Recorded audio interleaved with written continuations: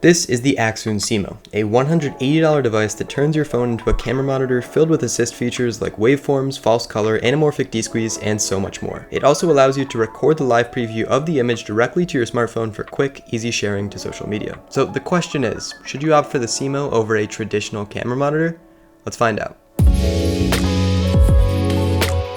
The device itself is essentially a phone holder with a cold shoe at the bottom to mount to a camera. It takes a full-size HDMI input and outputs that to either an Apple or Android smartphone with either a Lightning or USB-C cable. The device is powered by an NP-F battery, which can also charge your smartphone using the separate 5-volt USB-C output. In order to use the SeeMo for monitoring, you download their app, which, unlike some other mobile monitoring apps, is completely functional and streamlined. Next, let's see how the SeeMo stacks up against my FeelWorld F5 Pro, which is a traditional monitor in the same price range. The first category, and possibly most important, is size and brightness. Now for the SeeMo, this totally depends on what smartphone you're using with it. I have an iPhone 14 and the effective screen size is very similar to that of my 5-inch monitor. If you have a larger phone like an iPhone Pro Max, you'll be even better off. What's great is that you already know what your phone screen looks like and you can decide for yourself whether it's big enough before sinking money into the SeeMo. In terms of brightness, again, you know what it's like looking at your phone in the bright sun. On the iPhone 14, brightness definitely is an issue when viewing the device in direct sun. And honestly, the same is true with my FeelWorld F5 Pro. The only difference is that the F5 Pro comes with a sunshade that solves the problem 90% of the time, and unfortunately the SeeMo does not. So decide whether brightness is a major factor for you, and you can also probably buy a third-party sun hood for your smartphone. Even still, you'll almost definitely be getting better brightness with your phone than your camera's built-in LCD. Next up, image quality and color. In terms of screen resolution, most smartphones and camera monitors in this price range will be around 1080p, which is perfectly fine. Neither my phone nor the F5 Pro look as good as the screen on the back of my Pocket 6K, but that screen doesn't tilt or flip, and most mirrorless camera LCD screens will look many times worse than either one of these options. If you're coming from using just the LCD screen, you're going to get a big upgrade regardless of which you choose. There's definitely a noticeable color shift using my phone with the SeeMo, but the same is true with the F5 Pro, and honestly at this price range, I think that's a given. Regardless, it's definitely not a deal breaker for me. Next up is assist features, and this is where the Accsoon SeeMo really shines. It offers pretty much every assist feature you would ever want, including,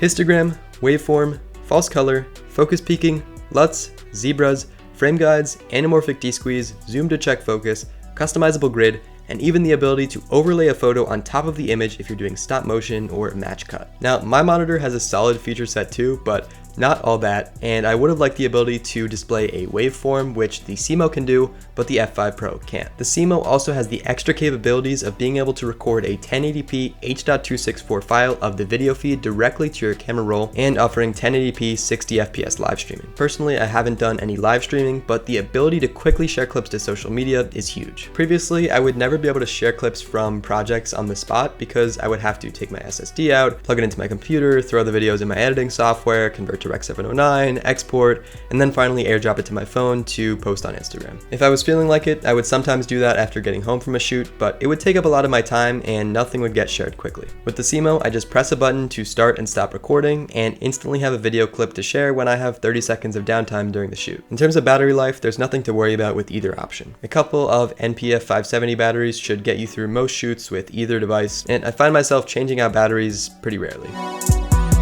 After using the SeeMo on real-world video shoots, I can confirm that it is a completely legitimate camera monitor. Because of its ability to record clips to the camera roll, I might start using it on some shoots rather than my other monitor. However, here are two cons that I found using the SeeMo. First is that it uses my phone, and sometimes during shoots, I want or need to have my phone handy. Also, if someone calls or texts me, it can be a distraction from viewing the image. Obviously, these issues don't exist when using a traditional monitor. The second thing is appearance. When working with clients, it gives them peace of mind when they feel like you have all the proper equipment and you know what you're doing. Having a phone on your rig doesn't necessarily look super professional. This may not be a big deal, but consider it depending on how you envision using the SeeMo. So after all that, here's who I think the Accsoon SeeMo is best suited for. If you're a video creator with a large or decently sized phone who creates content for social media, the SeeMo is definitely something to consider. If you don't have a monitor yet, consider whether the phone recording and live streaming capabilities are important to you. If they aren't, consider a traditional monitor. If they are, consider whether you're willing to accept the drawbacks that come with using a smartphone as a monitor. For more videos for video creators, check out my other videos.